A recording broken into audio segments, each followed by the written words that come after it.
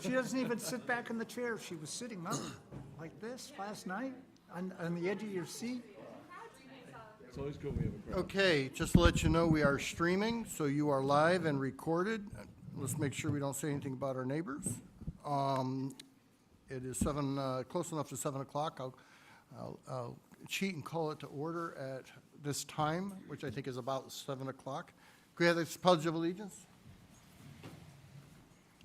I pledge allegiance to the flag of the United States of America and to the republic for which it stands, one nation, under God, indivisible, with liberty and justice for all. Okay, we're here tonight with Blake from Director of Public Works to go over his budget. I guess the simple thing to do is to open it up to questions about the budget if you've seen it. Good evening, everybody. It's good to see all of you. Just Quick introduction. As you know, I'm Blake Leonard, your Director of Public Works. With me tonight's our amazing Public Works leadership team who leads each of our interdepartments within Public Works. To provide a quick intro for each, we have Tom Farrelly, currently our road foreman, who leads our professional fleet mechanics, tree maintenance, outside properties, and highway teams. Al Russo in the corner, currently inside property supervisor, who leads our building maintenance and custodial services in all town buildings. And Matt Tarnowski, our project manager, who leads many of our town projects, one of which includes a deep focus on the transfer station, daily operations, and improvements and future planning in that facility. We're proud of the budget work we've done this year, bringing a department-wide budget into a less than 3% increase, I believe, is where we're at right now. Very proud of their efforts in identifying potential savings, identifying support needs, and addressing them financially. Also proud of their rock-solid commitment to inspiring and empowering others on the teams that we manage to overall increase the quality of services we provide. So thanks for having us once again, and we're all yours. So, with that, is there any questions from so we'll start with the selectmen on the Public Works budget. Okay, we're ready.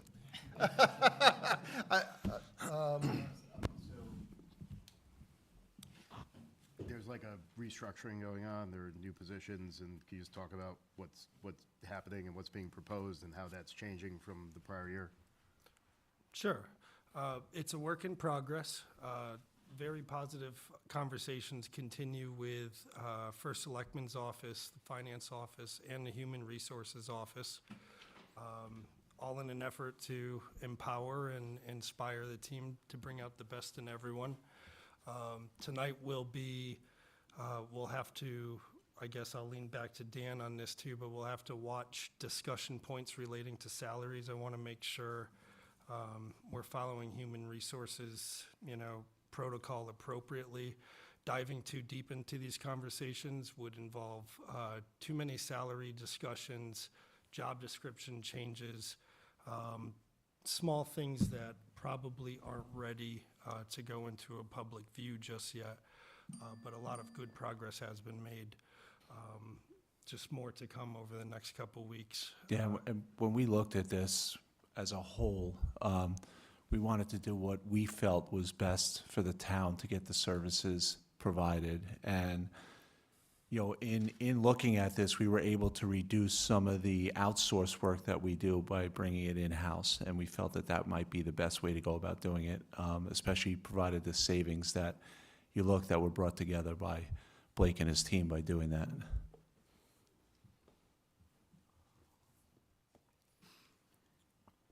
Okay. One quick question.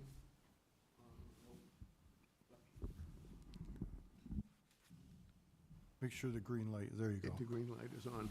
Like, is the work that the state is doing down by exit 14 going to have any effect on this budget, this year's budget? Because I know I see they're beginning to cut, and they're going to be putting traffic lights down there, and widening, and they'll be cutting, I guess, trees down along Main Street and along 172, because I see them all marked and so forth. That is all going to be covered by the state? Yes. Okay, so that has no effect on us? Yeah, that will have zero impact on us, John. That's all state. Okay. John? Could you go back to the summary sheet, please, Betsy? That increase is what, 0.9%? That's the highway department, 0.9%. That's the highway department. I was very surprised to see that, given the cost of a lot of the stuff that goes in there. And I'm wondering, did you fail, I don't want to ask it that way. Is this a sustainable budget? Did we take any cuts this year can ask to the make it look question, good? You can ask the question. That's going to be a problem in years to come. We feel this is sustainable, and I'll lean to Tom, who runs our highway team, and So we cut some things in here that are shown in other budgets. The highway safety, we moved some stuff to our MUTCD line, which is a safety line in our capital budget. So they were kind of in two places at once. So we had enough funding in another line to hold them. Salt, we did go up on, just because that was a price issue. It's up $10 a ton this year. So, but all the other lines, there wasn't much cutting. It's just we had other places. We take them drainage. We have a drainage line that we have in capital. So we use that money for our capital expenditures. So I don't think we'll use all the money that we had in there this year. So we reduced it to the proper amount for next year. And when we looked at this, John, exactly, like these guys put so much effort into it, and we scrubbed it as well, and I don't think there's anything here that they said that, hey, let's just cut it to get this low. Everything that's in here is work they're gonna do. Fuel was a big one. If you look at fuel, since it's down 18.3%, because we got a better price on diesel this year, which was about a 40-cent savings per gallon when we priced it out this year. So that's a big considerable savings in this budget. But operationally, like Tom said, there was some duplication of work in other budgets, and they actually went through it all and looked at it all, and they came up with a good plan, I think. And frankly, John, especially in the road budget, I have seen the plan for the road budgets that has paid off in a reduction. I think one year we were able to take out like $850,000. We will not kick anything down the road for the sake of a budget this year. It will just catch up with us. And Blake understands that, and his other team members understand that. We can't playing catch up down the road will be a bigger problem than just taking care of it as we go forward. You're going to go through a whole bunch of other sheets, and saving me having to ask the same questions in each of the inside properties, outside properties, highways, bridges. Can I ask the same question now? As you constructed this thing, is it sustainable going forward? Did we take any, are we failing to do something that we should do just to make your budget look as good as it does? we're here with extreme confidence in the budget as we present it. It's sustainable, Yes, it is. given outside world pricing. Okay, thank you.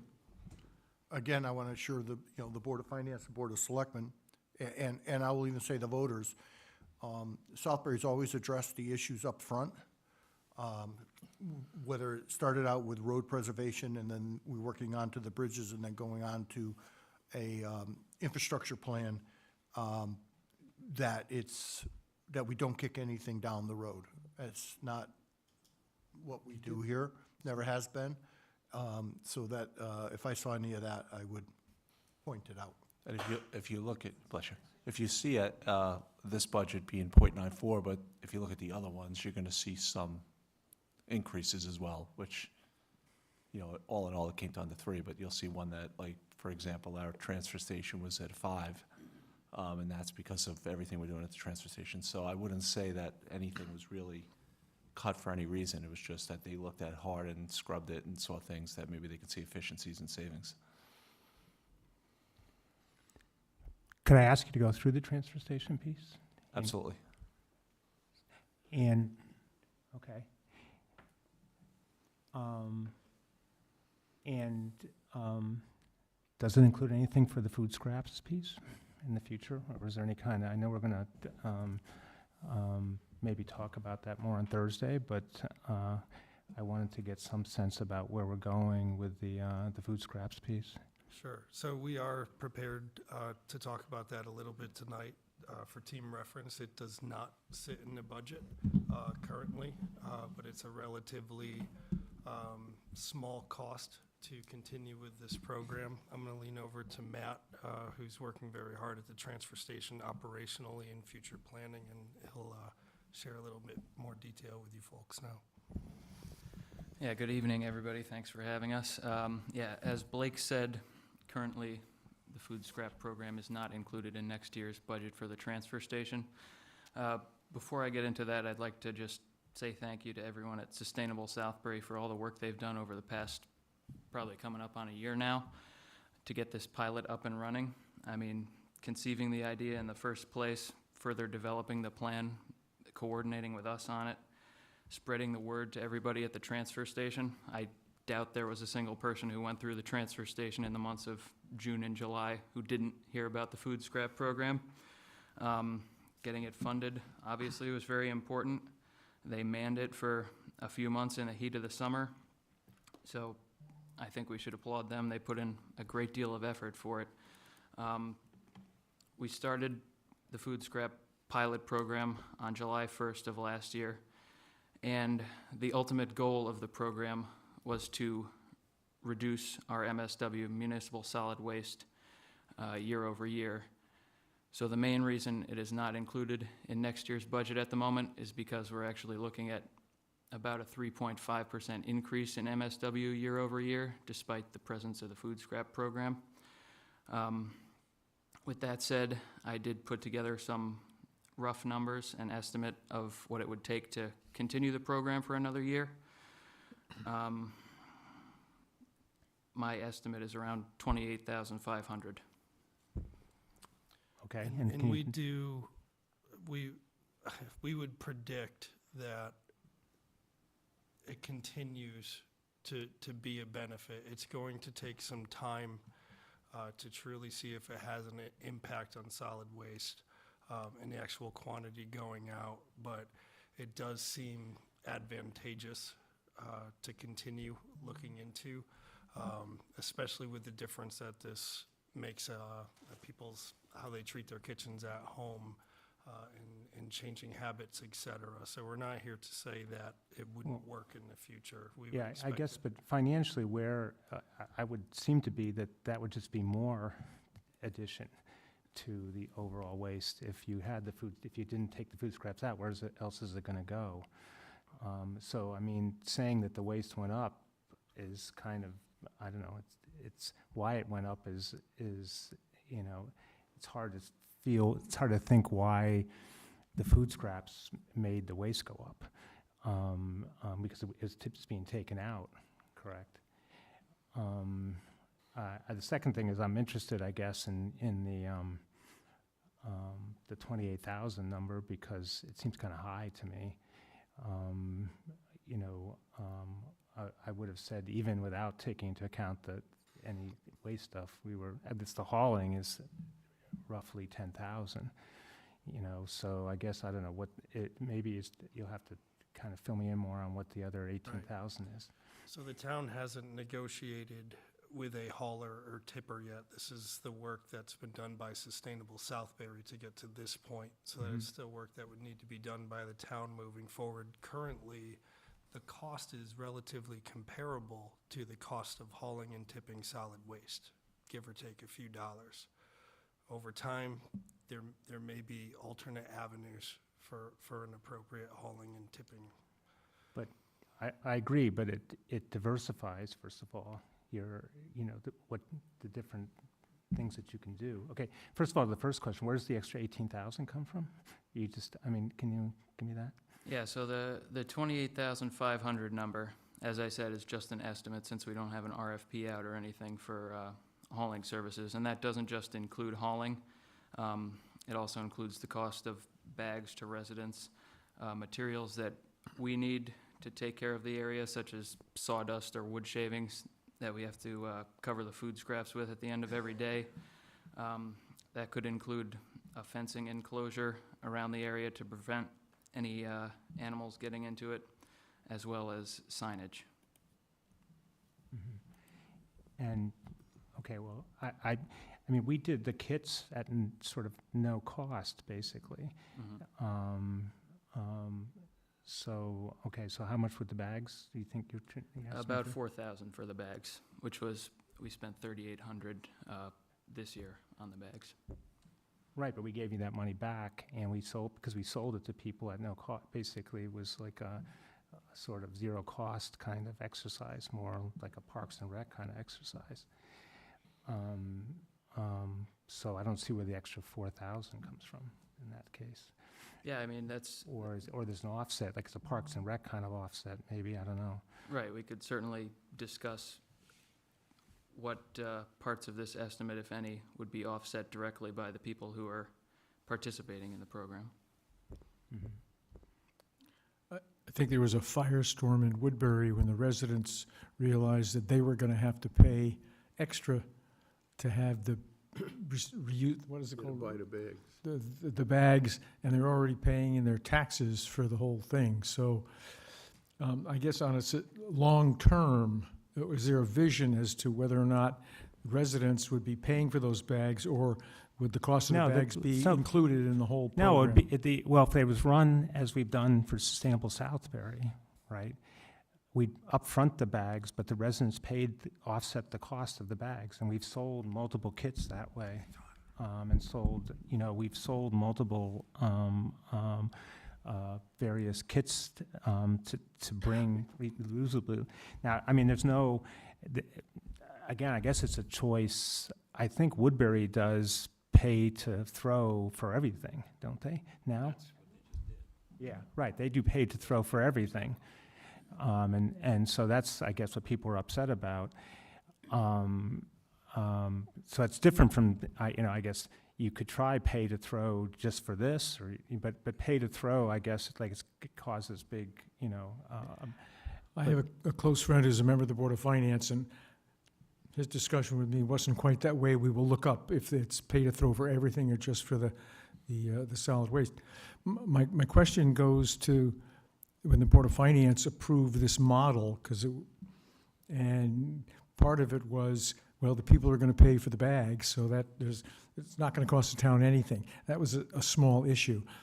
I guess the question is, assuming we adopt this 4 years from now, would the bags be part of the regular town budget without having to be sold to residents? Well, but they would be in a sort of Parks and Rec kind of way, I think. So I don't know. Would be. I mean, that's an open question. I mean, and I'm not, how the town wants to run it, But if it was run as Sustainable Southbury ran it, and as was modeled of other towns that we've seen, you upfront for the kit, for the bags and the kit, right?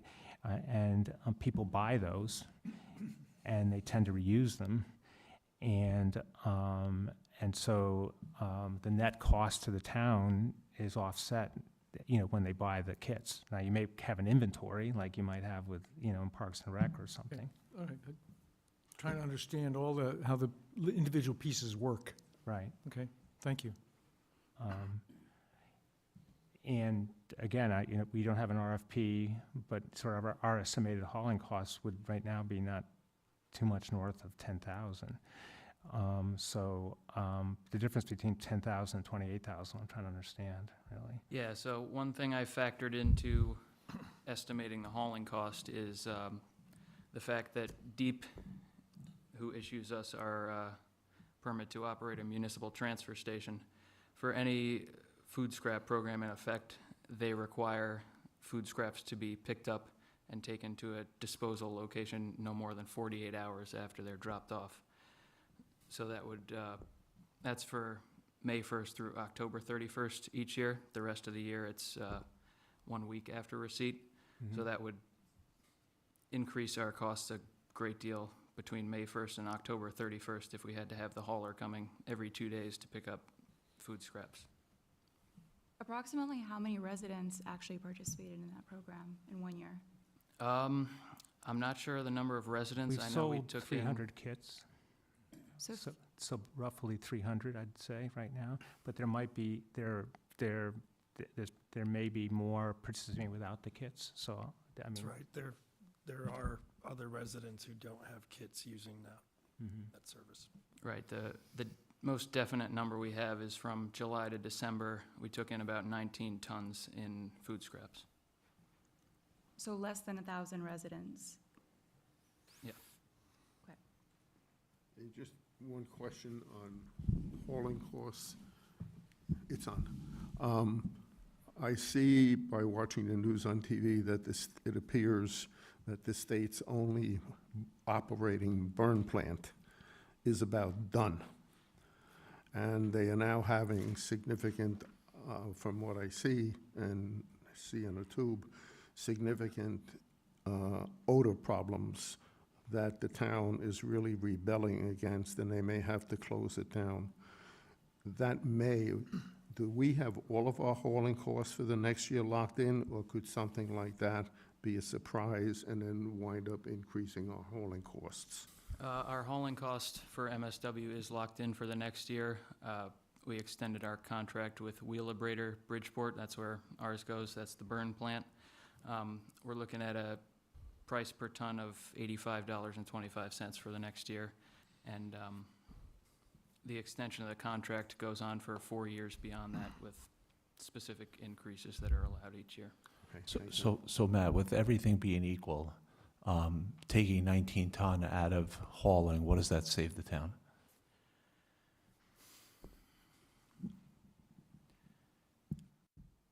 Less than $2,000. Right, so that was over 3 months, right? 6 months. 6 months, okay. So it's more to haul the food scraps per ton than it is to haul the MSW? Yeah, correct. It's tough to give a direct comparison because our hauler charges a monthly fee rather than a per ton fee, but based on the price paid over the 6 months and the tonnage received, yes, disposing of the food scraps cost more than disposing of MSW. By how much? I believe if you average it out, disposing of the food scraps cost about $126 a ton over the 6 months compared to $94 a ton for MSW. 30%. So it's Excuse me. quite a lot more. Go ahead, Tim. Yep, there's a number of other towns that have already implemented this. Did we look at their profitability and how are other towns making out? We have heard from a couple of other towns. I mean, notably, we mentioned Woodbury earlier, and a lot of towns are instituting pay-as-you-throw, whether it's just for food scraps or MSW in general.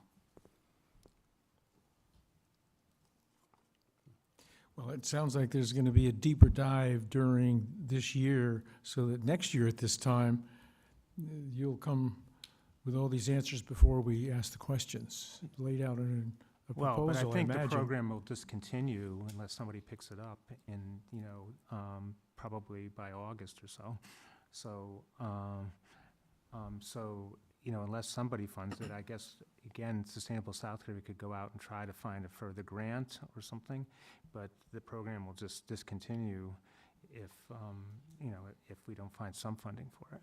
Seems to me a shame to drop something that is in limbo just because we don't have better answers. Probably should try to continue it for a year till we can really answer all these questions with some history. We've been at it how many months now? We've been at it about a year, roughly, haven't we, or not? Not quite. Not quite a year. But it's been well received with everybody, but, I mean, you're right, so far, I think it's probably less than 1,000 people, but, it's been by the 1,000 people that have heard about it, and we really haven't advertised it very much through the town directly. We've advertised Sustainable Southbury. So I guess I feel like, you know, I don't know. Anyway, it's an I- economic decision, but I don't know. I guess Sustainable Southbury could go out and try to find grant and further money to support it for another year. You know, part of it was supported by grant money. What was the total cost to run it for a year about? You know, roughly, you know, 5 to 10,000-ish. It seems, However, that was also with there was volunteer labor on that. Yes, so it was, you know, that let's put a lot of volunteer labor into it. it would seem a shame to fail to do something that many people like, that many other towns are doing, but we don't have a definitive laid-out financial plan, pluses and minus, units and rates, hauling cost, estimates, if it's this, then it's that. And that's how we should make this decision, I think, as to whether or not we're gonna do it. And we're not ready tonight for some reason to do that, so. Well, we're scheduled with a meeting with Jeff. I mean, I think it's because of the relative cost, it's been pushed a bit because there's so many other things. Obviously, the road is a lot bigger kind of piece of work, and there's a lot of other things. But, you know, we have a meeting scheduled. We've been trying to have a meeting in Sustainable Southbridge and have to have a meeting with Jeff and Blake, and we have one scheduled for this Thursday. So maybe out of that meeting, we could come to, you know, more of what you're looking for. The expectations, I talked to Tom about this, and the expectation was to see a reduction in MSW, a savings, because we were collecting compost, or collecting food scraps, and we haven't seen it. So that's the, But the cause of that is kind of way up in the air. why, I don't know. I mean, I can't see that I can't see that the food scraps are increasing the MSW by themselves. I mean, it's hard to make that connection. I was trying to think about it last night after we talked, and we did this. I thought maybe all of it's coming out of Heritage Village, and maybe we're just reducing Heritage Village's costs. But then we looked at it, and of the kits we've sold, only maybe 20% have gone to the village. So there's been like a broader participation across the town, not just the village or not just condo complexes, where maybe we're taking trash, we're taking something out of their budget. So one explanation could be that, so if you had curbside pickup from a hauler, and now maybe if you're going to participate in the, I don't know, this is just, could be a theory, that you're participating in this program. Well, if you're going there for your food scraps, you're gonna go there for your garbage, for your MSW. Maybe they're bringing their MSW along with them for the food scraps. I don't know if that's, the other thing is, once you have a stream of people that go to the transfer station and for the MSW, now you're bringing in other people who are just doing food scraps, and you're increasing the traffic flow in the operations. So there's a lot of pieces moving there. Kathy? Do we have an estimate as to how many people have to be involved in this program in order for it to be profitable? Because then we can kind of see, based on where we are, how many more people would have to be in it. You know, we can kind of get a better idea of how we're doing. Yeah, so as I mentioned, the issue with our current hauler curbside compost is they charge a monthly fee rather than a per ton fee. And they have different brackets of their fee schedule. So what might be profitable compared to MSW at a certain tonnage, if we go over that tonnage, we end up in the next price bracket, which is much more expensive than MSW. So it's kind of like a sawtooth curve, where as soon as we start paying less for food scraps than we do for MSW, if we go too far, then we end up paying more for food scraps than we do for MSW. And that's for the current vendor, which has not been vetted by the town of Southbury yet. So there is still the opportunity to look at alternate vendors. It may be curbside compost, but through a formal RFP process, we may expose something with a better value proposition. I guess two questions I might have is, and Tom, you may know, like John said, it'd be a shame to give up on this program right now. Is Sustainable able to continue helping with volunteers while we work through this? And the other question is, Matt, what would the tonnage we'd have to remove from MSW to make this a profitable, proposition? While he tries to make up that answer on the fly, this is an interesting discussion about philosophy and concepts and data points. We don't have a comprehensive financial analysis laid out about what it was before, what it is now, what it might look like based on certain assumptions going forward. It's because we've been in it a year, we may well be able to construct that data analysis.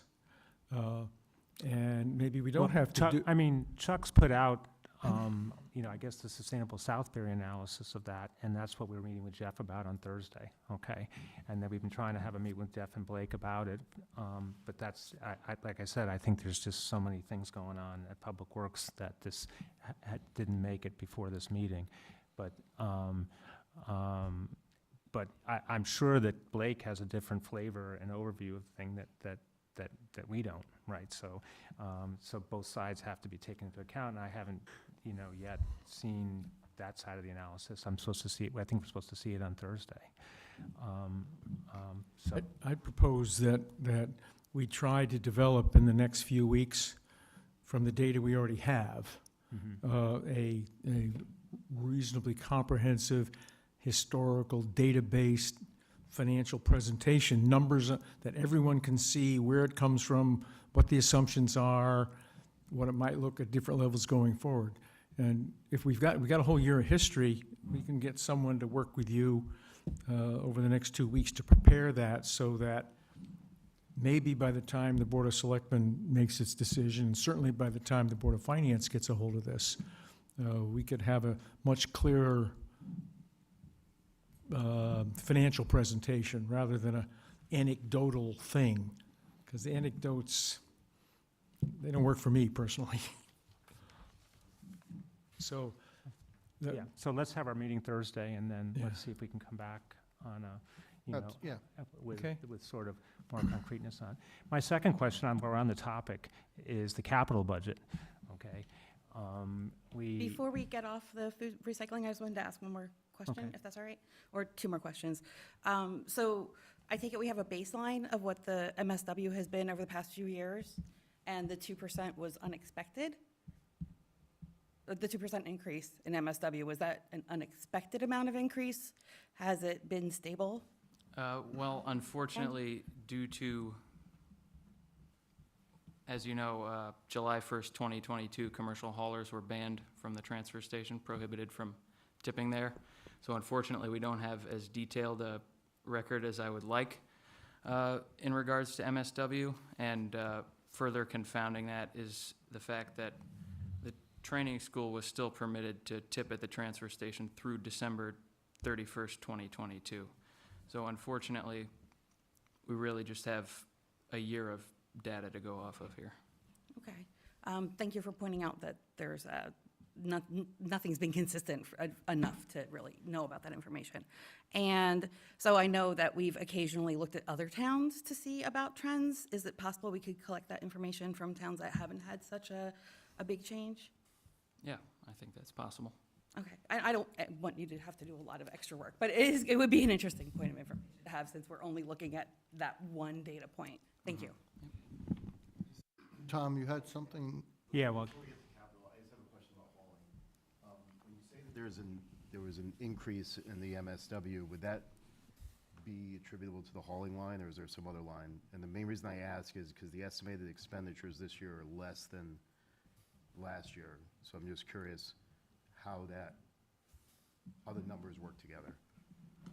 Yes, so the 3.5% increase I projected, that was comparing January 2023 to 2024, year over year. That's the 1 month It's we, a calendar year, not a fiscal year. correct. Because when you look at the fiscal year, we're at 233 estimated to the end of this fiscal year, and last year we were at 262. So for budget purposes, we're down $30,000 in expense. But you're looking at the 12-month period, the January to December. I also want to point out the energy we're putting into next year. It sounds like everybody here wants data, and the team's going to be working very hard next year using technology available to us and some of the enhancements you'll see in this budget to bring that data back in so that we have more ability to track what vehicles are using the facility, the frequency of those vehicles, have a better idea of what materials that they're dropping off at the different sectors in the transfer station. So us too very much look forward to having more data on a regular basis moving into next year. Okay, so we done with that topic? Can I look at the capital budget? Sorry, Tom, just one point to Jason. Jason, so as of January 31st, our hauling line had 102,000 in it, and as of January 31st, 2023, it was 85,000, and 2022 was 203,000. So 2022, we were including commercial hauling at that point. But at the same period last year at 85,388, and this year at 102,097 as of January 31st.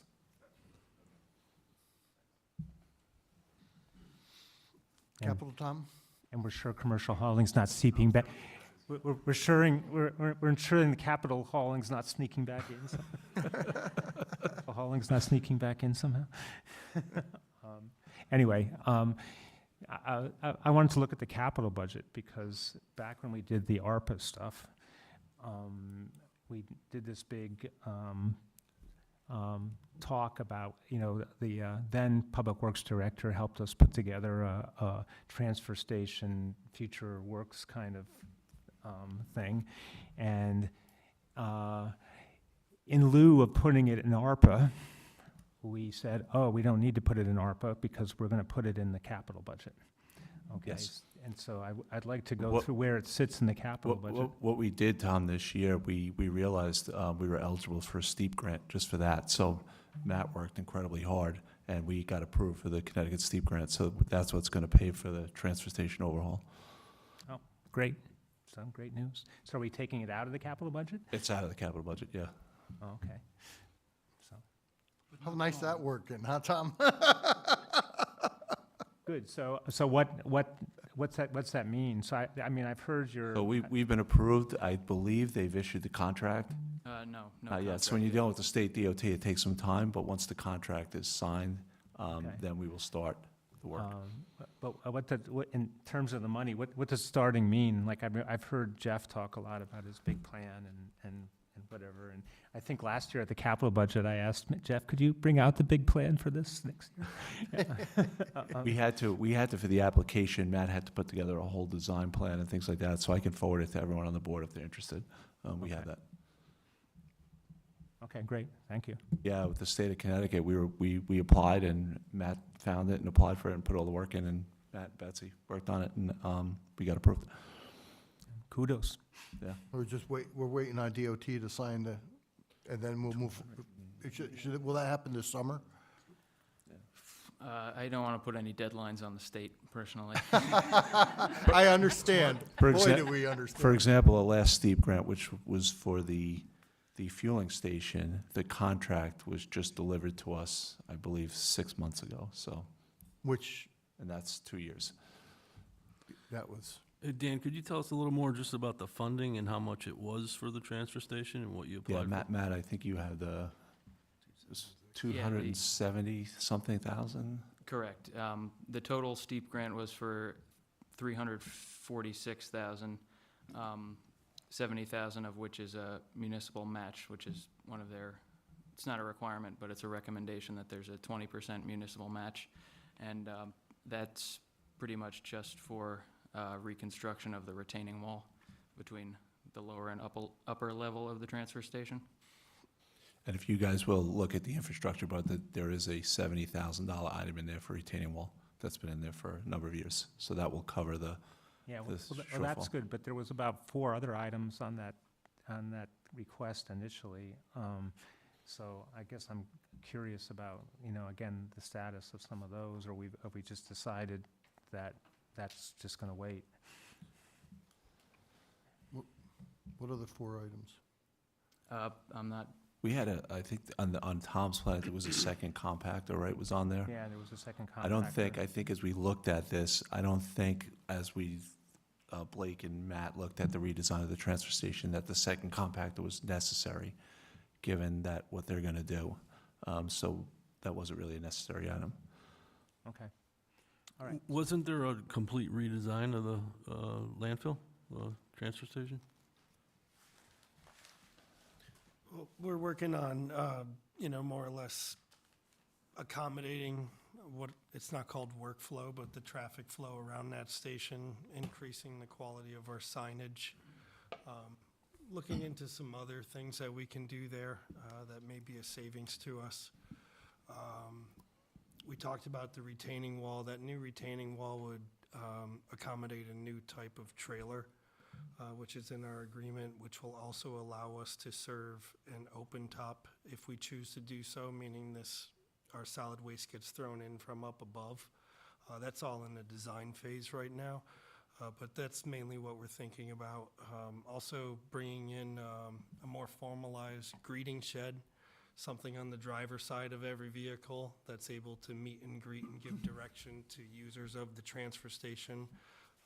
That's a big thing for us. And then also developing the electronic systems to help bring along that data that we're looking for. So this greeting shed would allow for a more organized approach to taking that data in. And we're also looking at taking credit cards up there as well, which we haven't done. Okay. There's also going to be a camera up there to be able to monitor remotely the comings and goings. Okay, and so we don't think that 2 compactors is necessary? Not if we have the open top container to throw into. Okay. And then we would probably utilize the other one was for cardboard, which might give us some money back on cardboard and recycling. And is replacement of the compactor ultimately in the It's in capital the, plan? it's in the infrastructure plan, the replacement of compactor.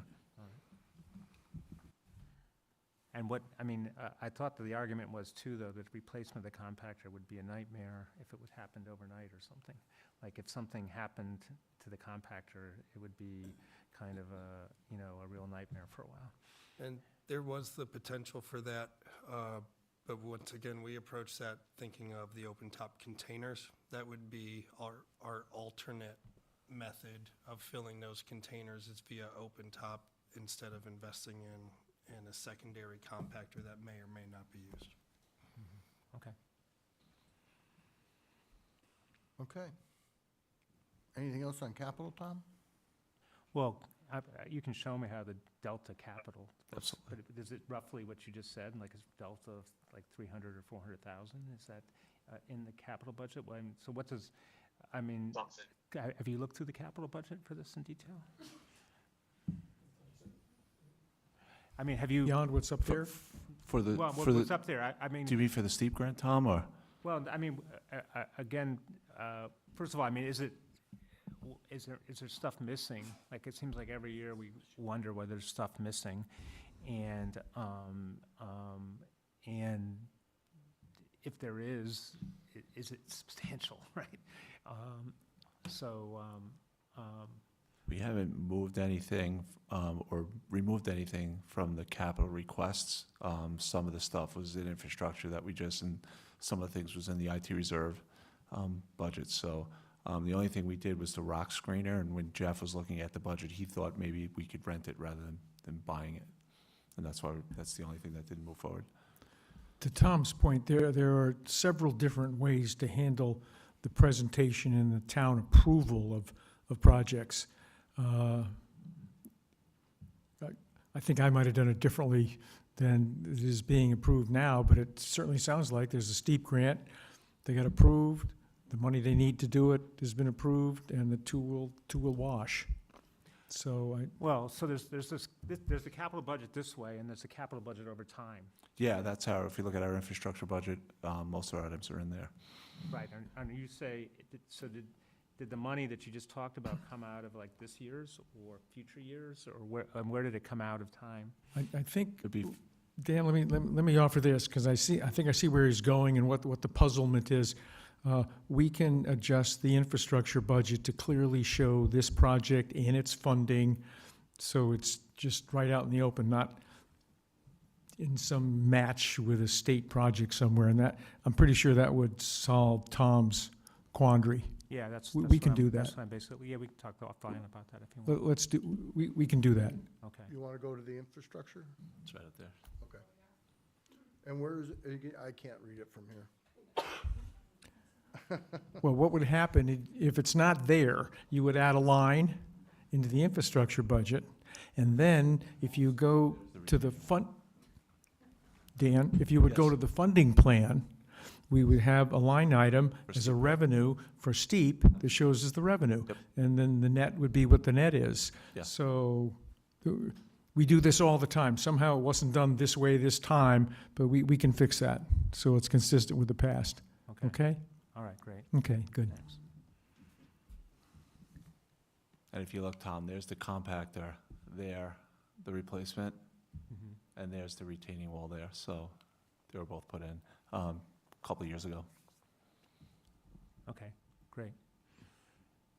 Yeah, that 350 is the replacement of the existing. Anything else, Tom? Well, not on this topic. Okay, no, Okay. that's fine. Again, it seems to be always sort of, what's our status on River Road? Right now, the engineers are developing I'll let Blake go on about the River Road. Sure, short and sweet version. Well, before we get onto that, can I just ask, I'm gonna need to be educated here, being the new guy. If we can go back to the capital request, there's a few things that I'm not really sure about, and I'm hoping I can get educated here.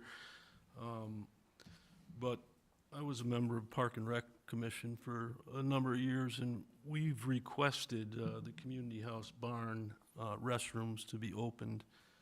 They've been closed since 2018. How do we get that implemented? You're requesting these capital improvements. How do we go about getting that done? So the team this year has put some energy into looking at the feasibility for that project, Tim. Also, the building envelope for the community house barn as a whole. Those have been our main two focus points, is looking at the envelope, keeping our existing structure dry and safe and sound, and also that restroom project. It's important to note that that restroom is an addition to that barn built at a much later date. So we can confirm that that's not a historic component. That report has not made it to Jeff and Dan's office for review. We're still ironing out what that scope of work truly needs to be. We have had productive conversations with the building department, who helped us identify the parameters required for accessibility, which relate to the project total investment, more or less. So that's on our agenda over the next couple months to keep pushing that info forward for review. Tim, Okay. if I might make a comment, not every request gets approved. So you got to start there. The question is, I get that. was So- it ever approved? And then you get back into, well, what's the process for getting it approved Yes. by the administration? And then the Board of Finance has the final responsibility to say, okay, we agree that you want it, you think you need it, and we do or don't agree. And then it will or won't get done. So again, the point I'm trying to make is, not everything that is requested is going to get approved. And I see that, and I've seen that through the years. I just don't know. I know the feasibility study for Community House Barn has been on the infrastructure for at least 4 years that I know of. I would just like to see it get over the hump and we get these restrooms opened. Had a number of things that were told to me that initially it was full of mold. We got in there and it doesn't appear that there's too much mold in there. Then it was the structure of the barn was compromised. And from the initial inspection, it doesn't look like the structure is compromised. Is there going to be a feasibility study done, or do you have the capability of doing that yourself, Blake? Yes, there is a feasibility study already in progress, just about a wrap. And yes, my team is capable of making that assessment. Thank you. And Tim, just so you're aware, several years ago, before probably not most, but some members were here, there was an approval for those bathrooms at $12,000 that's sitting in capital. When they started to look at it, they realized that was extremely low, so they couldn't get a lot done for $12,000. So that money is there. It's coming up where if we don't do anything, it will be rolled back to the unassigned fund balance. But it looks like it's going to be if it's going to be $150,000 after Blake's feasibility study, we'd have to adjust that. And that was based on what someone from Public Works at that time told us it would be. When it came down to do the project, it was nowhere near what the number really is. Okay, that said, the old Grange Hall, I know there's a number of cultural arts would like to get into that building. It's been in a condemned state for 20 years that I know of. Is there any talk of getting that approved for We've put use? the same energy into that building as the current standpoint of Community House. So we are far into a feasibility review.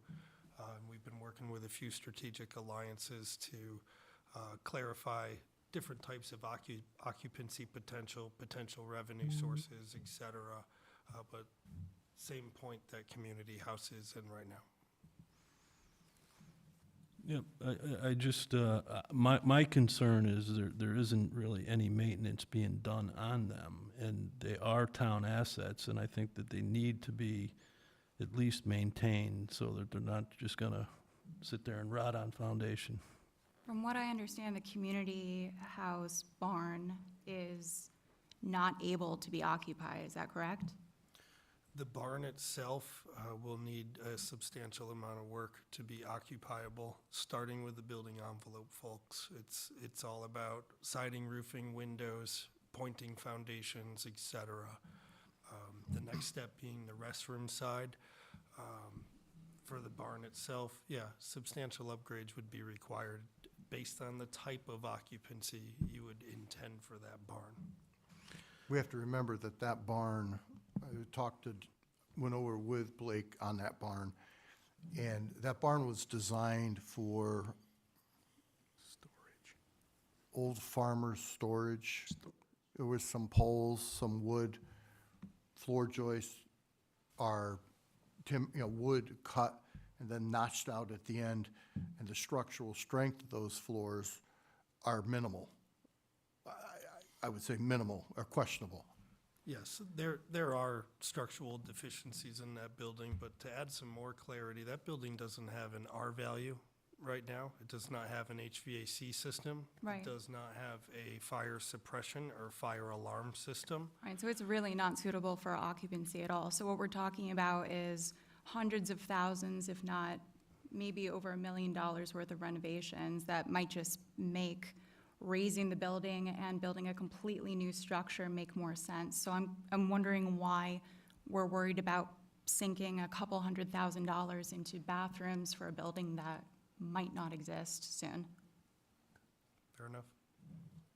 Well, is that your estimate only for the bathrooms, or was it to make the building usable? I don't think this 150 came from Blake. This was put together by Michael Gainham, based on, I don't know the estimate, how he came up with it, but that was the number he gave to us. And building envelope and repointing of that foundation to protect the exterior, I'm sure we'd be over $100,000 in the restrooms to get those open without concerning ourselves with the barn portion of this building, probably something between 60 and 100,000 if we want to make it as accessible as possible on that journey. More to come as we finish this feasibility report and run it through the proper chains.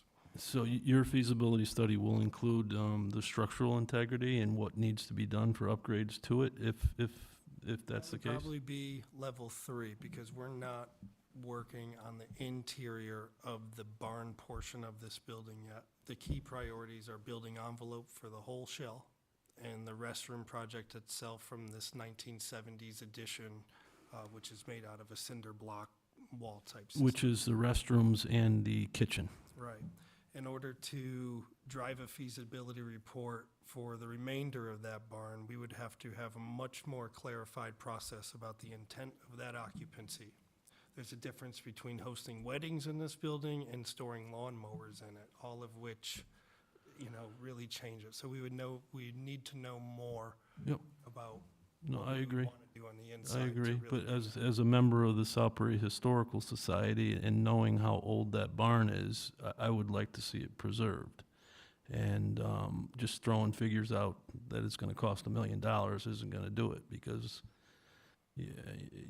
we need a feasibility study by someone like you for the entire barn. We're So committed. I'm happy to hear that you're doing that. Great. Porta-johns are currently being used at that field in season? One more time, I'm missed- sorry, the porta potties, the porta-johns, those are currently being utilized on Yes. that property, right? How much is that costing a year? I'll lean on Tom. Do you have any? It's it's about $112 a month. $112 a month Or two. There. Yeah. For two, and for two, So like 200. 200, it's 112 each 112 each a month a month. for, is that year-round? You do it April, I believe April 1st to September. Okay, April, May, June, July, August, Really 6 through- months. Through football season, so November Yeah, almost. okay, sorry. that sounds like a substantial difference in cost compared to what it would cost to fix these bathrooms. I mean, are there significant complaints about these porta-johns versus having the other bathrooms? I think we do get some complaints. Okay. But not off the charts, but there is definitely, they get well-used during football practices. I'd say the football season is probably busier for them. But there are bathroom facilities that are able to be utilized Yes. without these barn restrooms, is what I mean. Correct. And one of the other things, when you use porta potties like that, the contractor, whoever's giving them, they clean them twice a week. It's their responsibility to clean them. If we have our own bathrooms, we have to contract out to have them cleaned. Probably, how many times a week do we do?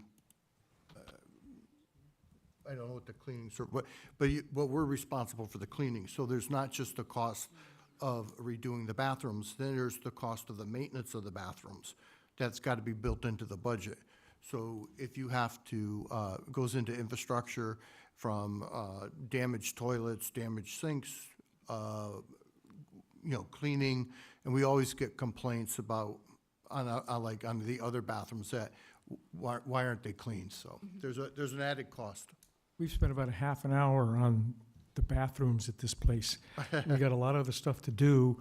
You're gonna do the feasibility study. Can we go on to something else? Jeff, that's up What to else- what Tim. else? I have one more question. The feasibility study is going to include cost estimates, because right now, the numbers being thrown out are just everywhere. So that's what does the feasibility study include some level of estimation that we can rely on? Yes, they will, Kim. Okay, thanks. The only thing that I would like to make clear too is it's very hard to get a wheelchair into a porta potty. So the building needs to have some type of ADA compliance for people that are handicapped. I think one of the bathrooms is ADA Yes. wheelchair capable of the bathroom. But it's not open to the public.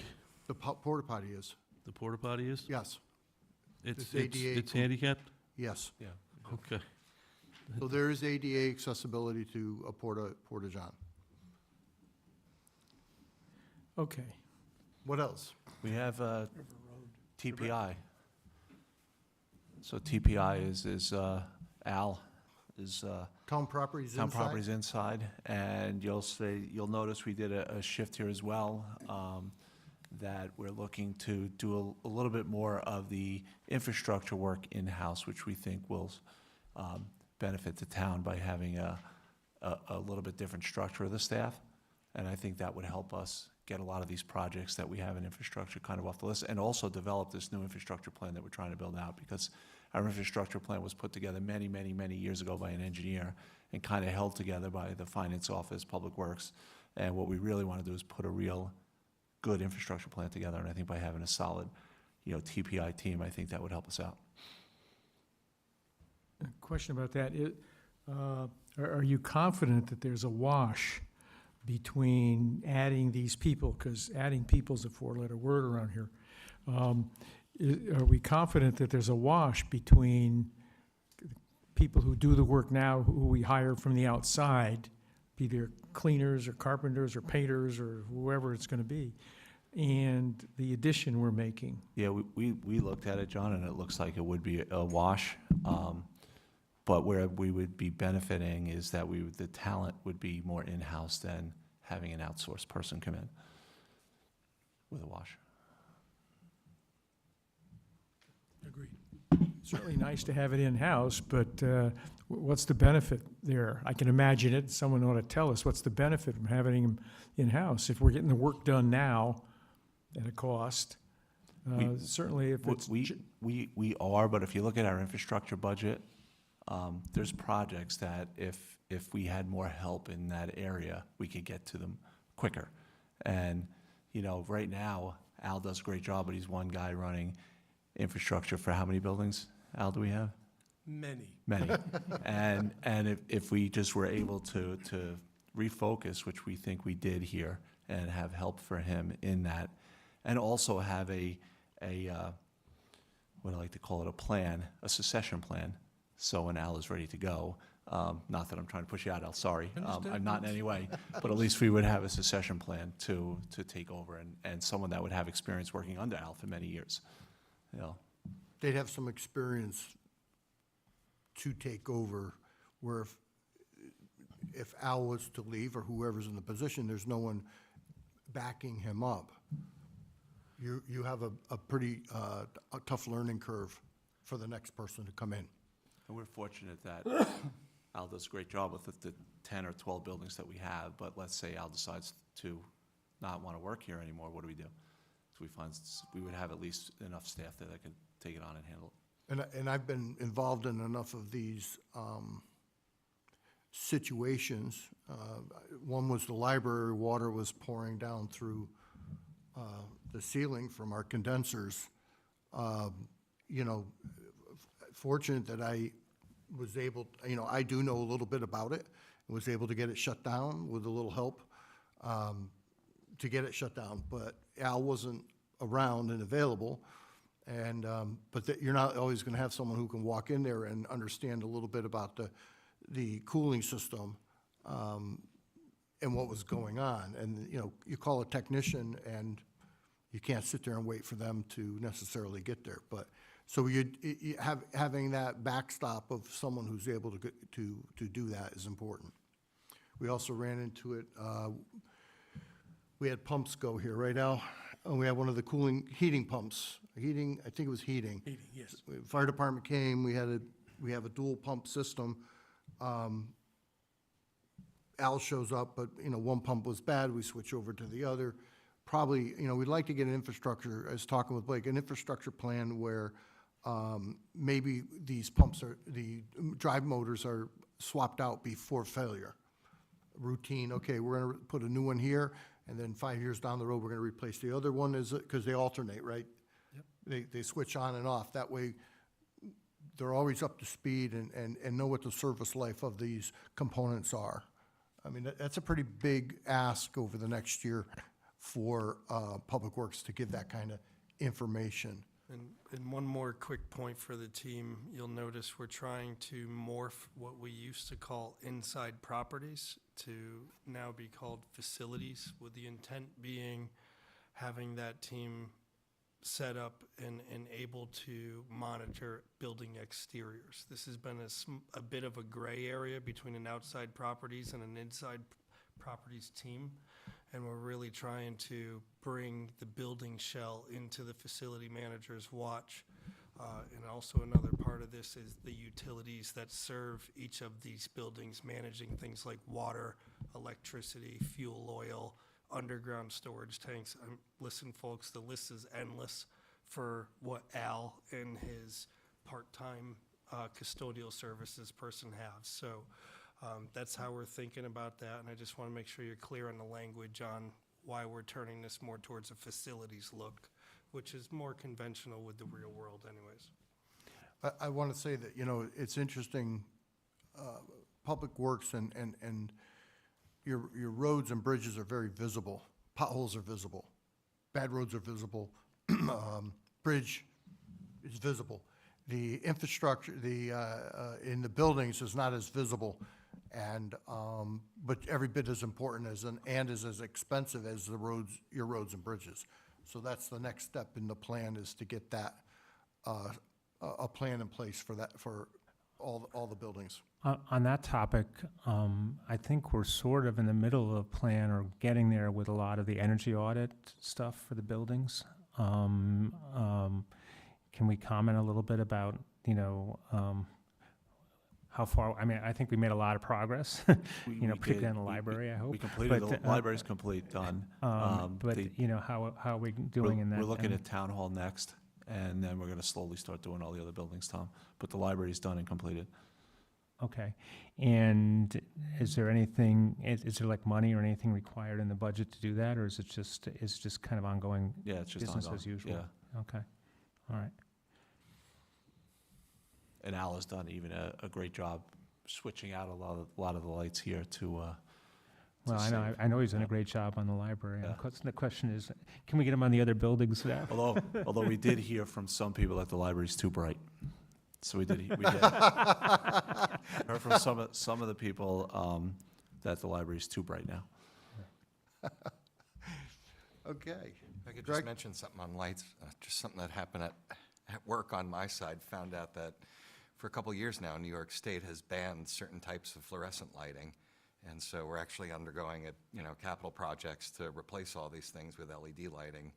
Just something to think about for the future, that I was reading Connecticut probably isn't that far behind New York in that ban. Absolutely, and much to, I forgot, we do have an expert here, so hopefully we can utilize you, Greg, as we go through all these projects as well. Good, thanks. And we've actually, Al, I think you could speak to that. We've done a lot of LED within the budgets. We've just been replacing, I think these are LEDs? Yes. Yeah, any routine maintenance, if we have a failure, we upgrade them to energy-efficient LEDs. So anytime we're in any of the buildings. So a lot of times there's a look for, like, is there a major project where we need funding for all new LEDs? It's been an ongoing process. There's no fanfare about it. It's just, these are LED. You're not looking at fluorescent. You're not looking at, it's just been a normal process as fixes fail. And I don't think there's that much more LED left. I don't know. I don't think there's much at all on LED left. I'm sure I'll find some. But you'd have to dig some. And in case anyone was wondering why we started with the library, believe it or not, is our biggest energy user. By far and away, believe it or not, and that's typical of most towns. We called other towns, and sure enough, their library was always the biggest energy user. So that's why we started the library. I think there was a study done about that. Yeah, but there was, I think, structural issues with the library that I think we've addressed a lot of them as well. Yeah. So, again. And we are seeing the savings in the bills, Yeah. so it's a great job by these guys doing that. Yeah, so, but I'd like to make sure that we continue that, to push forward as much as we can, and maybe with a new assistant, you can make progress faster. And hopefully we get approved for the solar and we start seeing savings there also, Tom. Okay, right. I mean, Blake has a background even with the the systems, how they cycle on and off. I don't understand it. Otherwise, I'd be doing something else for a living. But the controls make a difference, how they start up. So there's a lot more to be done, but it is being worked on. Okay. Last but not least, for facilities that didn't get mentioned yet, we're also anticipating taking on the pool operations for our new pool facility coming soon. So we're going to be a big part of opening the Oh, pool God this bless you. year and supporting the Park and Recs team. In their time of transition, we're going to stand by and support them as much as we can. But also, as this new facility comes into play, we expect facilities to take on the operations. Not that we don't need the lifeguards and the full staff that's there. We need them too. But that's something else that we're forecasting and preparing to man. Yeah, one thing we realized in looking at this, and they brought it up to us, it's a great point, we do need a certified pool operator with a new pool, especially the one we're putting in, and they'll have someone on staff that'll be able to do that. Have we thought about whether there's going to be any significant change in like electric usage and power usage for the new pool? Believe it or not, we haven't looked at that, Tom, sorry. Okay. I would suspect it'd be from electric energy. I think the system might be a little We do heat, it'll be propane. easier to run. I don't I'm know. hoping, excuse the pun, it would be a wash, but, or better, but, I think you'll have some efficiency gains. The power needs might actually be around where they're at now, or maybe slightly below. But if we stop a water leak in an existing pool, our water bill might be a little bit better for us on the new pool too. Yeah, we are filling that pool every day. There's a lot to consider from the utility perspective, and that's why I bring up how much of a focus this facilities team's going to have on managing those utilities. But to further define that, we can certainly ask through the pool committee for the design team's expectations on utility usage. I mean, we really should know, that's part of what we're trying to get a handle on. Like, let's just say the water usage over there. You know, in the probably early days, using water didn't matter. Today, the expense of the water, if you have a hose running to fill the pool just about round the clock with cold water, we can't continue to do that. But it was interesting, and if you don't monitor or know what's happening from that end of it, I'll give you an example. When I first came into office, there was a bill handed to me by one of the custodians and said, I just think this is a lot of water being used. And I looked at the amount, I forget what it was a lot of water, and Public Works at the time said, well, that's because we're washing the trucks. I said, this, from the storms. I said, yeah, but this is September bill. And we found that there was actually a hydrant leaking, and it was just cycling, it was just leaking. And we didn't know because they weren't monitoring the gallons usage to know why are we going up on the usage in a building. Do we have a building that's all of a sudden going up on the water usage? We need to investigate to see why. What is it, just this month, and maybe there was a big party, or maybe and stop next month? That's one thing, but if it continues, we need to know those numbers. And we need to, and that's what we have to not just look at, we have to monitor that. Anything else? The only other one is town properties outside. Town properties outside was really the increase in that budget was primarily due to contractual raises with the Teamsters.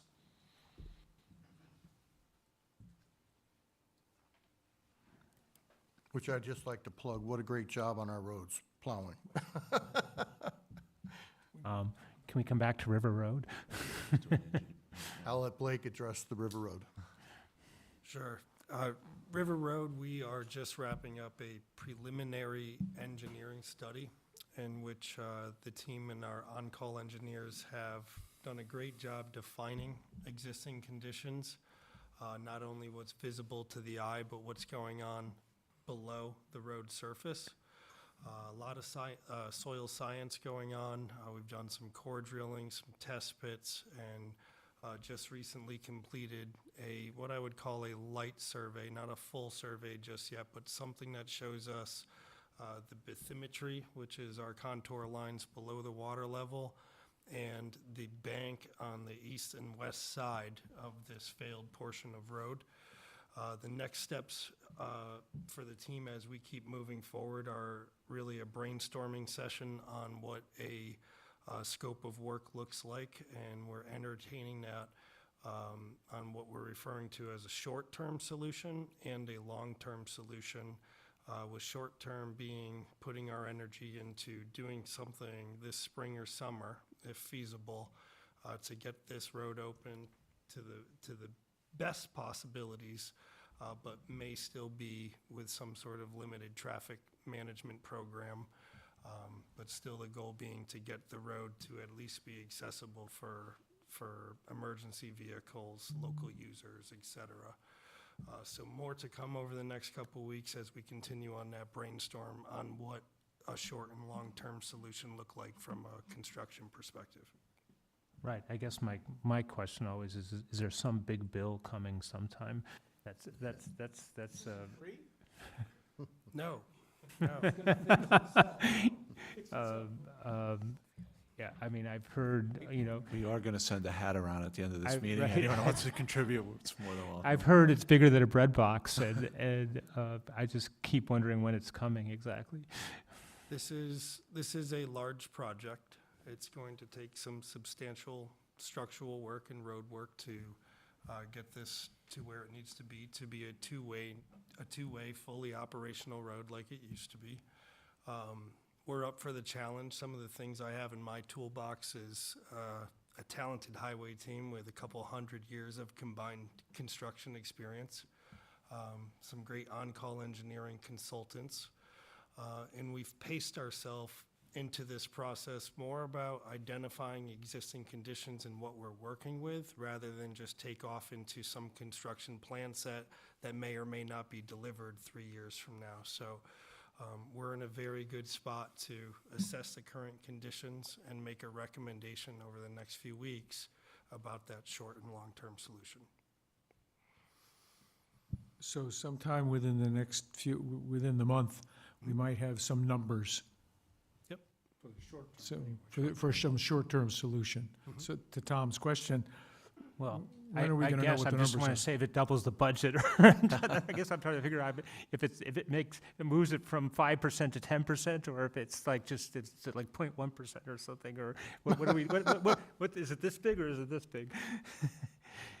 I think We did put in an earmark to the unassigned fund balance of $600,000 for River Road. Okay, and And when that's we already know- in the budget? That's in this That's in year's this now. budget, okay. It's not it's an earmark, so it has to go through the process of, Board of Selectmen, Board of Finance, and town meeting to spend it, but it's in there. And I would caution, I don't think that's it's not a final solution. Yeah, we don't even know that. We're hoping that somewhere in there is what we'll come up with at least for the short-term fix. All right, good, thanks. Blake, just a question on River Road. I know you're still working on the engineering and mechanics. Is it too early in the process to start to put in some grant applications? I mean, the state sometimes will fund some of these things, and I see towns get the money, and they're going to use it over the next 3 to 4 years. And the state will fund that through the bonding program a little bit each year. Have we begun to look at that to make funding available from sources other than the town and taxpayers? Yes, so we've asked our engineering consultants to provide funding opportunity ideas back to us. That's about as far as we've gone so far. There may be some funding for the smaller short-term project, which we're keeping our eye on, and we expect the engineers to come back with potential sources. And certainly for the larger project, making sure we're fully tracking with all available funding sources, meaning all the strategy, design, implementation, could apply for those types of funding. So that's really where we started with the engineers, is to never get outside the box where we would jeopardize a potential funding source. So it was interesting talking with the engineer.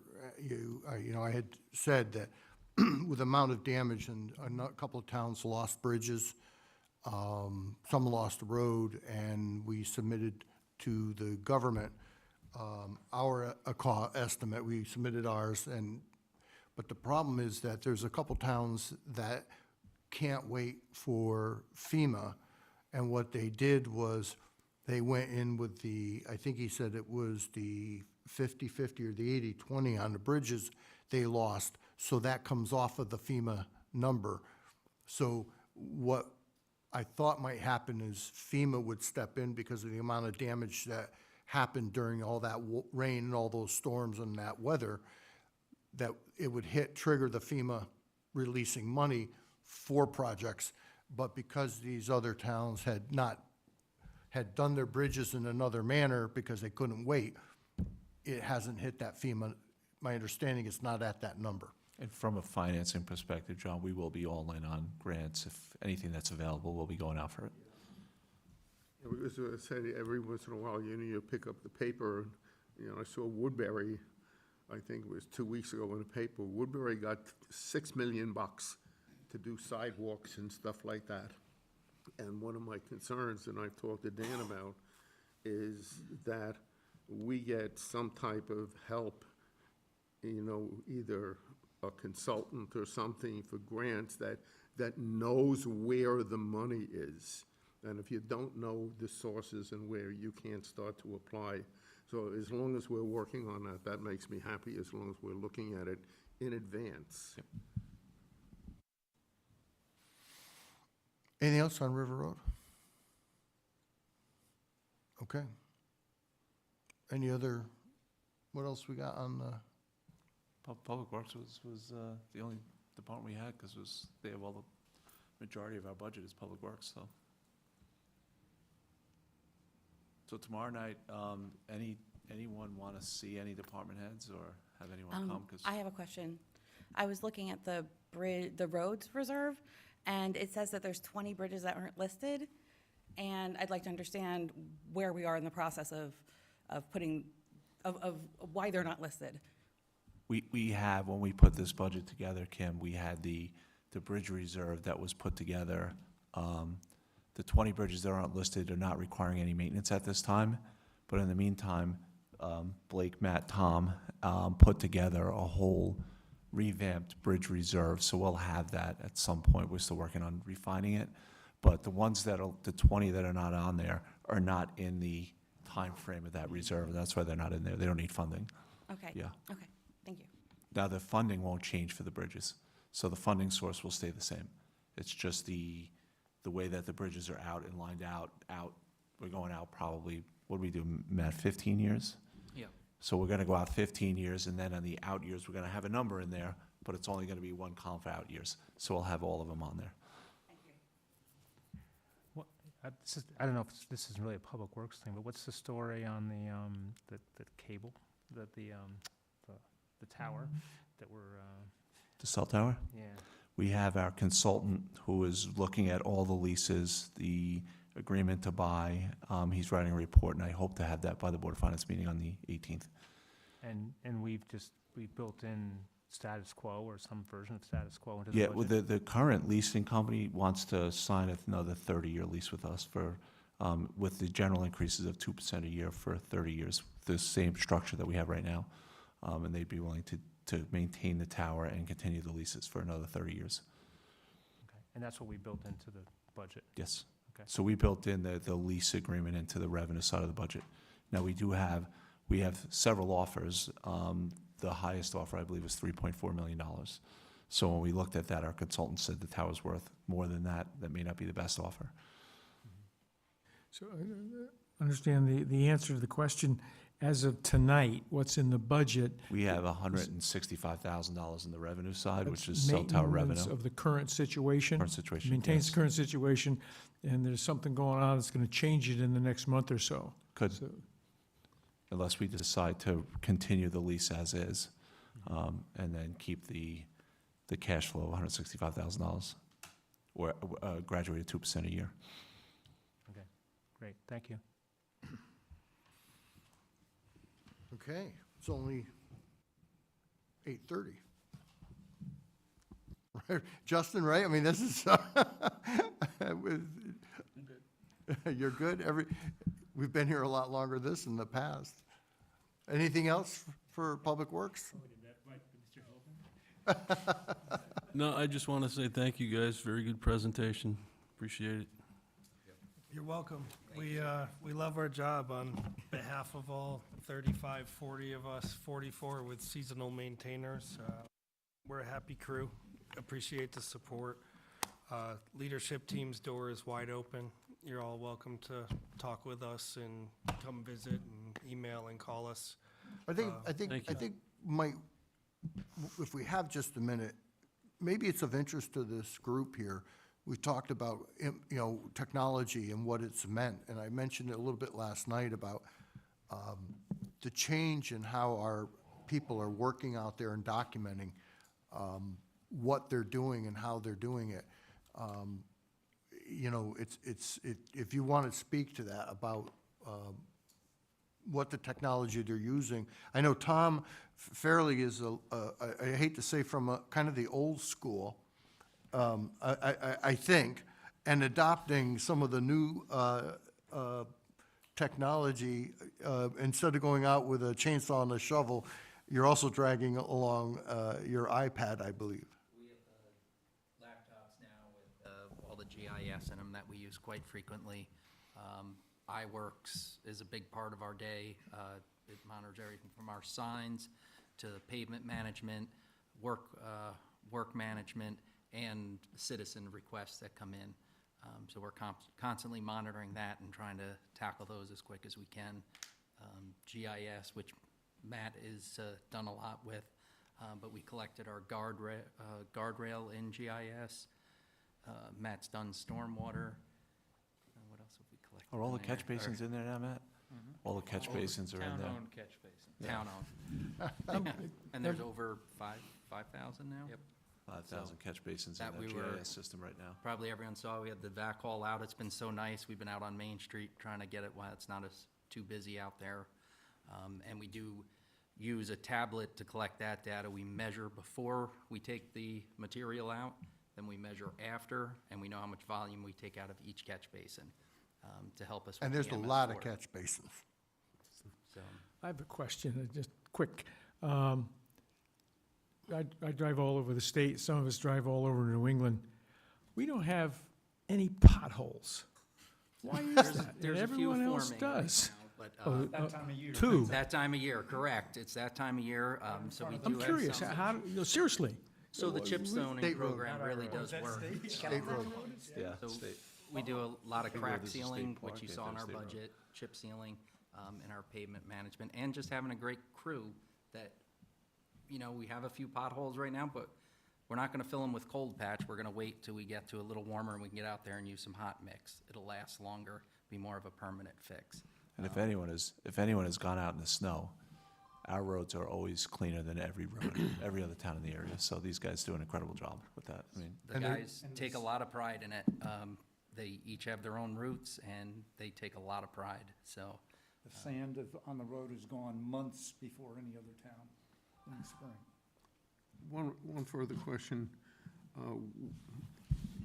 We have heard from you folks in the past when you were doing your surveys of the culverts and the piping between them and so forth, and that this may, at some point, run into and have to run into a program where the town starts to actually go out and inspect certain retention and detention basins and so forth. What is the process, not the process, but how is that progressing? Is there money to do that in this year's budget? When might you expect something like that to start? Yeah, so that pretty much started a few years ago. Public Works sort of sounded the alarm on the status of our detention basins, some of which hadn't been maintained since the developments were put in. So over the last couple of years, we've gotten all those in GIS as well as a current maintenance state. Same thing with all our pipes and culverts. So all the current information on condition of pipes, culverts, detention basins, catch basins lives in GIS. which helps us a great deal when it comes to maintenance. And all the money for maintenance of detention basins, culverts, pipes, and catch basins comes out of our capital budget, which is $250,000 a year just for drainage work. And when Matt was summer help here, before he was full-time, he started working on this for us. So Matt knows this inside and out. Oh, yeah, I remember him from that. Yeah. That was, we had Matt, I knew I saw him before. we had Matt climbing into pipes with a But, flashlight to so- document them all. So do we think it's in pretty good shape now? I would say we're a couple of years into a 10 to 15-year plan. Okay. So, I mean, I guess from a Board of Finance perspective, there's no sort of big kind of wipeout coming that, We- Dan and I have had some talks with these folks as they constructed their budget exactly about that. And to John's question, I think we have 37 retention ponds. The ones that were in worse shape have been fixed. The ones that were in poor shape have been improved. And the ones, there are about 7 or 8 left that need a little more work. And the testament to their telling us that this has all happened is the fact in the recent rains, we had absolutely minimal problems. We had a few problems, but relative to other communities around the state, we had almost nothing. And as far as the 5,000 catch basins and 75 miles of underground pipe, which is scary when you think about it, it's all, I guess we're told it's all mapped, and when the crews go out, they tell these guys and do regular work, they say, gee, this one looks like it might be a problem. And their priorities in fixing the 5,000 is to make sure we have a less potential for a catastrophic failure in one of them. So now that they've got it all mapped and they're focusing on it like we asked to, If you it's remember, working. The system's that working came- and we're up to speed. That came about because there was a big rain event, and we had a lot of catastrophic failures. And having sat on wetlands, I also knew that wetlands, from a wetland standpoint, was concerned about detention basins. They've addressed them. I think it was a daunting task. I was surprised it turned out, frankly, as well as it did. And they're now seem to be functioning as designed, and it's made a big difference in these rains. You have to, you really have to understand that we had historical rain events, Yeah, we've had- bigger than 19. And we've had some pretty great rain events recently, too, and so I guess that the fact that we didn't hear anything is always the good news. I just want to tell you also that, on a simpler side of efficiencies, one of the things that this team initiated, unbeknownst to me, I don't need to know everything, but was pretty smart. I don't know who the smart person was that thought of this. We were always having problems with trees down, or trees and limbs, or you're driving along, you see something. They are now carrying battery-operated chainsaws in the cabs. That's so they're not rolling around the back, or someone could see them or steal them. They have battery-operated chainsaws in the trucks. If they come across the limb, they just get out and they cut it. And there's not, come back to the shop, get the chainsaw, make sure it starts and runs, make sure, then you got the gas, it's got to sit in the back. So they have battery-operated chainsaws, and you won't see that, except when was the last time you saw a hanging limb or something? I used to get, Jeff, there's a limb sticking out in the road, and I'd be on these guys. You drove by that thing 3 times. Why? Well, now they have battery. I would never have thought of that, to be honest with you. I thought that was a pretty smart. Who thought of that? Me. Smartest person in the room. So, yeah, you own 3 or 4, right? Chainsaws. No, I'll take credit for it. Why not? Another part of this, in one of the budget line items, there is a $250,000 line item, which Matt just talked about, and at one of our meetings, I think we now understand that over the next 3 years, a diminishing part of that $250,000 will be used to continue to get us up to a steady state. And an increasing amount of that 250 over time will let us maintain and manage all these retention ponds and these 75 miles and these 5,000 catch basins. So they tell us that we're going to be seeing that $250,000 there probably forever, because you don't do 5,000 catch basins, 75 miles of stuff underground and 32 retention ponds for nothing. So, The reason I raised that question too is that, you know, I've seen again in the press over the last couple of months, there was a situation, I think it was in Woodbury, but it was one of our contiguous towns, where detention ponds on a private development did not work and failed. And the overrun started to wash out town roads. And there was a big court case, if I recall, about who was going to pay for this, okay? Because the property owner, and I think it was some type of condo development or something, they did not have a maintenance program. It washed out town roads, then it came down, who is responsible for the town roads? And it came out and the court asked, well, did the town have some type of a program for going and assessing these retention and detention facilities, even if they are on private property, where it could have downstream consequences or consequences on town roads? So I was just wondering, are we planning to do and look at the big ones on private property, or are we just over time going to concentrate on the town roads and the town responsibilities? Well, I think our guys are great when they're driving around, whether it's to a tree or to fix a drainage issue or anything. They observe everything on their route pretty much. Doesn't matter if it's town property or private property. I think we have a pretty good relationship with the land use department, so whenever they do report something on private property, we coordinate with them. They reach out to the property owner and make sure it's properly maintained.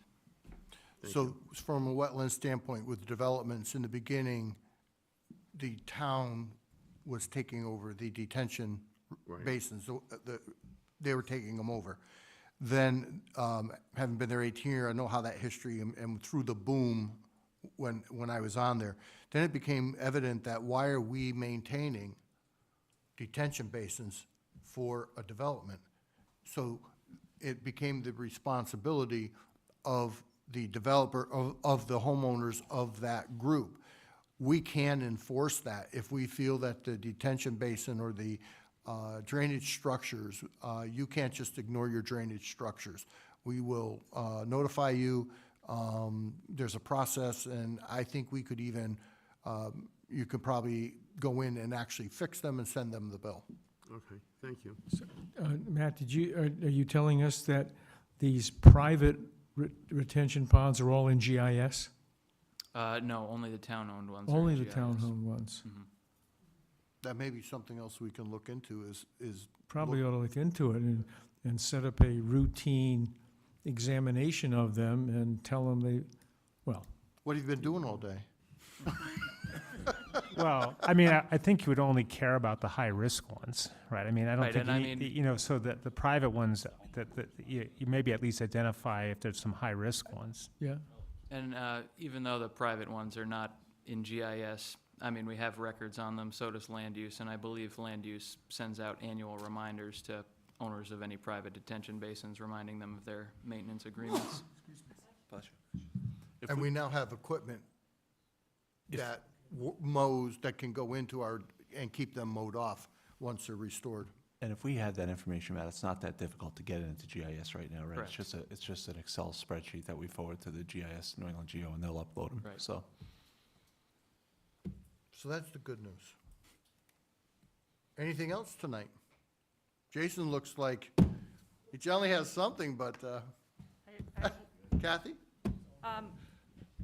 Just a correction from last night. I had a comment with what John Michael said about 1.7 children per household, and that is correct. I looked it up last night, and it is 1.7. Just wanted to put, since I made that public announcement, I figured I would correct it publicly as well.